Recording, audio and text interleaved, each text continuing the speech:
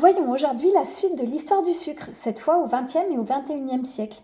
Si vous n'avez pas entendu la première partie, je vous invite à le faire pour une meilleure compréhension de cette histoire. Dans le passé, les approvisionnements en sucre consistaient déjà en véritables enjeux avec de potentielles répercussions considérables sur la géopolitique mondiale. Par exemple, les attaques de corsaires ou bien la guerre d'indépendance des États-Unis qui a été déclenchée par la contestation par les Américains des taxes britanniques sur le sucre. Au XXe siècle, cela continue. Les exportations de sucre représentaient également un enjeu certain lors des deux guerres mondiales. Ainsi, durant la Première Guerre, des sous-marins allemands ont coulé des navires américains qui transportaient du sucre, provoquant des tensions sur un marché intérieur américain fortement dépendant des importations. À la veille de la Première Guerre, les Américains consommaient environ 40 kg par personne et par an. La consommation n'a cessé d'augmenter entre les deux guerres. Au fur et à mesure de l'avancée de l'armée américaine durant la Seconde Guerre mondiale, des usines d'embouteillage de Coca-Cola ouvraient à proximité des camps militaires, alors même que l'armée manquait de moyens pour acheminer des équipements militaires vitaux. Au milieu du XXe siècle, au Royaume-Uni, 50 kg de sucre étaient consommés par personne et par an, soit 2 fois plus qu'en France à la même époque. En même temps que la consommation de sucre atteignait de tels sommets sur le territoire britannique, commençait à apparaître au grand jour la santé déplorable des plus pauvres, les plus touchés, et en particulier celle des enfants. De la même façon que la recherche de profit associée à la production sucrière a causé la dévastation de nombreux milieux naturels et l'exploitation cruelle d'innombrables êtres humains, cet appât pour le gain profite sans limite de l'appétence innée des humains pour le goût sucré, quitte à altérer voire ruiner la santé de toutes les populations clientes et dépendantes de ce commerce. Depuis des siècles, les besoins en sucre ont été à l'origine de rapports de domination, allant jusqu'à la colonisation pure et simple de certains pays ou régions du monde. Ainsi, au XXe siècle, les États-Unis avaient la mainmise sur Cuba et ses productions phénoménales de sucre, jusqu'à ce que Fidel Castro mette fin à cette domination à partir de 1958. Cela priva alors les États-Unis de la moitié de leur approvisionnement en sucre. Pour compenser ce manque, les planteurs ont fait travailler en Floride des migrants souvent venus du Mexique et des Caraïbes, de nouveau dans des conditions déplorables et dégradantes, comme toujours dans l'histoire de la culture de la canne. Ces migrants étaient renvoyés chez eux à la moindre plainte et souvent après passage à tabac, puis ils étaient remplacés par d'autres à qui on faisait miroiter une vie soi-disant agréable et lucrative. Et ce fut également une nouvelle occasion de détruire un environnement naturel riche avec la destruction des Everglades, milieu naturel remarquable situé en Floride. Les processus de décolonisation au cours de la seconde moitié du XXe siècle n'ont pas effacé toute l'histoire et on observe encore aujourd'hui des usages pour le moins questionnants.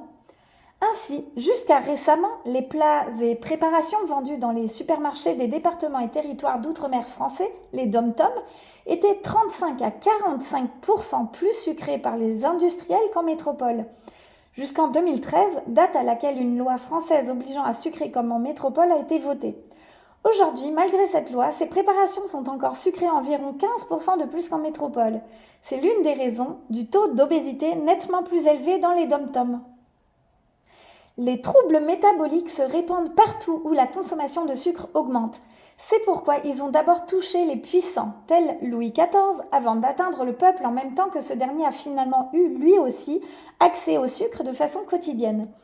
Et cela s'est encore accentué un peu plus avec l'apparition des plats ultra transformés et des huiles végétales, lesquelles sont hautement instables et en définitive toxiques, contrairement à l'idée la plus répandue. Les mœurs alimentaires ont également évolué et ont favorisé des excès récurrents. Ainsi, on mange bien plus souvent à l'extérieur que par le passé, et en mangeant à l'extérieur, on consomme de plus grosses portions que chez soi, que ce soit dans les restaurants ou avec la vente à emporter. La façon de s'approvisionner a elle aussi évolué. Il y a aujourd'hui environ 20 millions de supermarchés dans le monde, et plus il y en a, plus on observe que les gens sont obèses. Le volume des aliments et des boissons a augmenté avec le concept de portion XXL, concept qui date des années 80 et fait depuis des ravages. Dans une méta-analyse publiée dans le Lancet le 16 mars 2024, en une trentaine d'années, le taux d'obésité dans le monde a plus que doublé chez les adultes et quadruplé chez les enfants. Une personne sur 8 est aujourd'hui obèse, ce qui représente plus d'1 milliard d'individus qui deviennent obèses plus tôt dans la vie qu'avant. Et l'obésité est associée à de nombreuses complications de santé et à une mortalité précoce.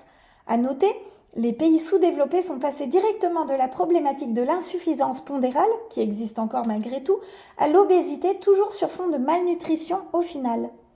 Cette étude mentionne également une baisse généralisée des dépenses énergétiques basales, c'est-à-dire une baisse du métabolisme de base, ce qui est le signe d'une santé dégradée qui se généralise. Alors, un Américain sur 3 est aujourd'hui obèse, cette proportion ayant doublé en 30 ans. C'est pire pour les Afro-Américains, pour lesquels le taux d'obésité approche actuellement les 50%.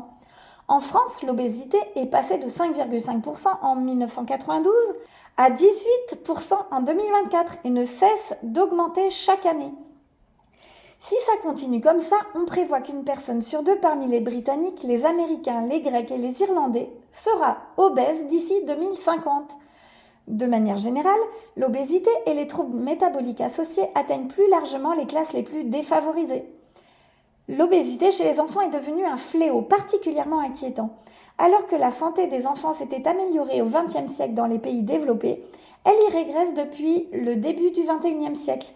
L'industrie agroalimentaire cible les enfants en priorité.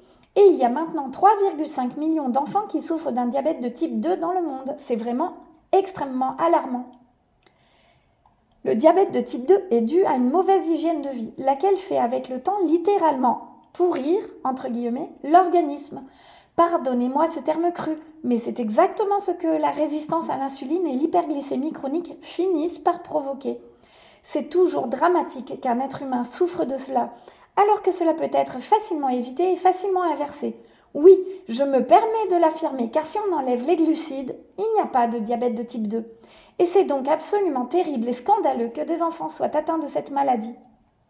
D'ailleurs, les problèmes nutritionnels évoqués aujourd'hui n'induisent pas que de l'obésité et du diabète de type 2, c'est-à-dire de la résistance à l'insuline, mais aussi contribuent grandement à provoquer de nombreuses autres maladies. Les maladies auto-immunes, dont le diabète de type 1, ce à quoi cette chaîne est consacrée, mais aussi les cancers, les maladies neurodégénératives, l'autisme, les maladies chroniques inflammatoires du type arthrose par exemple. Et d'une manière générale, ces problèmes contribuent à toutes les maladies propres à notre civilisation moderne. Le sucre n'est pas l'unique responsable de la récente détérioration de la santé humaine, mais il en est très certainement l'un des acteurs principaux. Les carences multiples engendrées par notre alimentation fortement appauvrie en nutriments essentiels, la consommation de graisses végétales, la consommation de glucides autres que le sucre à proprement parler, c'est-à-dire les fruits, céréales, féculents, farines, etc., ainsi que la consommation de préparations ultra transformées ont elles aussi considérablement augmenté, du jamais vu dans l'histoire du genre Homo. Et ceci depuis environ les 4 dernières décennies, tout particulièrement. Sur l'horloge de l'histoire du genre Homo, cela se situe à environ 23h59 et 58 secondes, c'est-à-dire que l'augmentation de ces différents paramètres conjugués à la consommation accrue de sucre s'est produite il y a 2 secondes. La combinaison de tous ces changements alimentaires induit dès lors une épidémie de maladies chroniques et de maladies dégénératives jamais vues dans toute l'histoire de l'humanité. Continuons avec l'histoire du sucre. Alors que les recommandations de consommation maximale de sucre par l'Association américaine de cardiologie sont de 4 cuillères à café pour les femmes et de 9 pour les hommes par jour, ce sont 22 cuillères à café consommées actuellement en moyenne par personne. Et le maximum officiellement recommandé est de 8 kg de sucre par an et par enfant. Le maximum, contre les 22 kg consommés annuellement par les enfants de 4 à 10 ans, ce qui est presque 3 fois plus. Plats préparés, soda, sucreries, céréales de petit déjeuner, desserts, steak haché, même de la grande distribution. Le sucre caché ajouté est partout. La plupart des produits alimentaires vantés par la publicité sont à la fois très sucrés et sans valeur nutritionnelle, tout en comprenant de nombreuses autres substances problématiques. Les scientifiques sont de plus en plus d'accord pour dire que la menace du sucre sur la santé est comparable à celle du tabac, voire pour cela le travail de Robert Lustig. Et de la même façon que lorsque les méfaits du tabac ont été mis au grand jour, le lobby du sucre en appelle à la responsabilité individuelle de façon à éviter un contrôle politique. Une loi a même été votée aux États-Unis en 2004 pour protéger les industries de la malbouffe. Cette loi est intitulée « La responsabilité individuelle en matière de consommation », loi autrement nommée loi Cheeseburger. Cette loi a été pensée pour empêcher la population de se retourner contre l'industrie agroalimentaire pour des problèmes d'obésité et de santé les plus variés. Dans la seconde partie du XXe siècle, les chercheurs ont mis au jour les mécanismes du goût prononcé des humains pour le sucre dans des recherches le plus souvent soutenues par l'industrie agroalimentaire. Grâce à ces dernières, il est vite apparu que le sucre est la clé du succès commercial d'un aliment ou d'une boisson.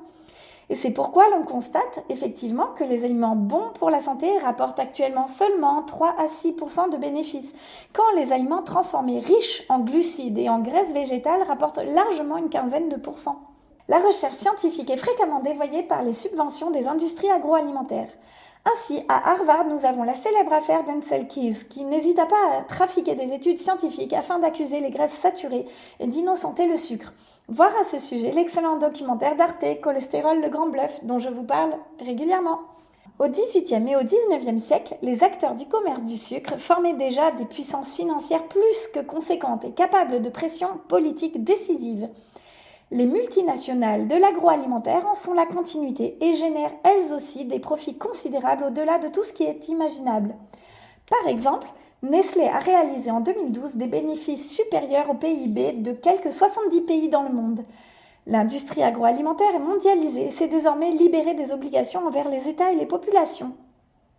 Avant d'en arriver à cette émancipation, la production de sucre a été longtemps et généreusement subventionnée par les États. Ces subventions ont donc favorisé le succès des sodas et de toutes les autres préparations comprenant du sucre à travers le monde. Les intérêts du sucre en Amérique et la politique intérieure et étrangère américaine sont allés main dans la main durant près de 2 siècles. Coca-Cola utilise aujourd'hui 45 000 tonnes de sucre par an et vend 1,8 milliard de boissons chaque jour dans plus de 200 pays. Coca-Cola a lui aussi été soutenu et largement promu par l'armée et par des chefs d'État tels Eisenhower. La consommation de sucre aux États-Unis a culminé en l'an 2000 à 69 kg en moyenne par personne. De nombreux pays comportent des niveaux de consommation de sucre fort élevés et globalement en constante progression. C'est pourquoi la canne à sucre est la plante la plus cultivée au monde et représente 23% de la totalité des végétaux cultivés. Actuellement, 120 pays produisent 180 millions de tonnes de sucre, dont plus des 2 tiers proviennent de la canne, et ce sur plus de 265 000 km², ce qui représente une surface supérieure à la surface du Royaume-Uni. Au moment de l'écriture du livre de James Baldwin, les plus grands consommateurs de sucre étaient l'Australie, plus de 50 kg par an, les îles Fidji et le Brésil. Enfin, la consommation mondiale croît encore et toujours, et sa croissance est de 1,4% chaque année. De nombreuses nouvelles substances sucrantes, des édulcorants, ont été inventées depuis la fin du XIXe siècle. Elles seront évoquées à une autre occasion. Il est temps de conclure. Pour James Baldwin, historien, auteur de Histoire du sucre, Histoire du monde, page 283, je cite « La manière la plus simple de mesurer le caractère corrupteur du sucre consiste à observer comment l'Occident a modelé le monde, perfectionné et justifié le plus brutal de tous les systèmes, l'esclavage, à son seul profit et pour son seul plaisir. Peut-on imaginer plus corrupteur ?» Alors je poursuis.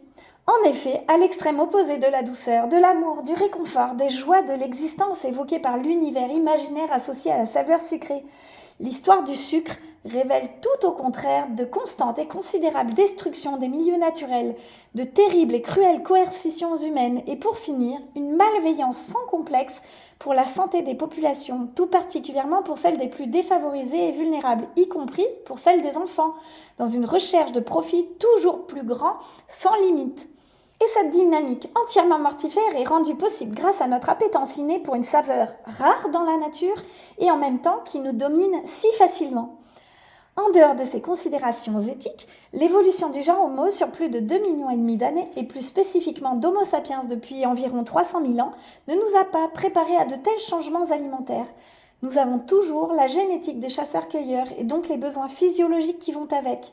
Ainsi, notre consommation de sucre ne peut se faire sans de lourdes conséquences sur notre santé. C'est pourquoi, contrairement aux idées reçues, les aliments d'origine animale ne sont peut-être pas, paradoxalement, ce qui rend le monde plus empreint de douleur et d'animosité. J'admets que c'est tout un sujet en soi, fort peu politiquement correct et qu'il mériterait largement d'être approfondi. Et c'est une ex-végétarienne qui vous parle et qui a été végétarienne sans interruption depuis sa naissance jusqu'à ses 43 ans. Et en parallèle, après avoir entrevu ensemble l'histoire des sucrants, nous sommes obligés d'admettre que les douceurs à savourer ne sont peut-être pas ce qui rend l'existence, au final, plus salutaire, plus bienfaisante et plus douce.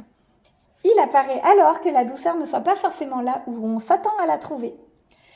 Et c'est pour tenter d'éclairer ce paradoxe que nous verrons dans de futurs enregistrements en quoi consiste le rapport de l'humain à la saveur sucrée. J'espère que ce podcast vous aura apporté quelques éclairages utiles sur la place des substances sucrantes dans l'histoire du genre humain. Alors, je vous souhaite beaucoup de douceur bienfaisante et un bon voyage avec Recovery Explorer DT1, si le cœur vous en dit.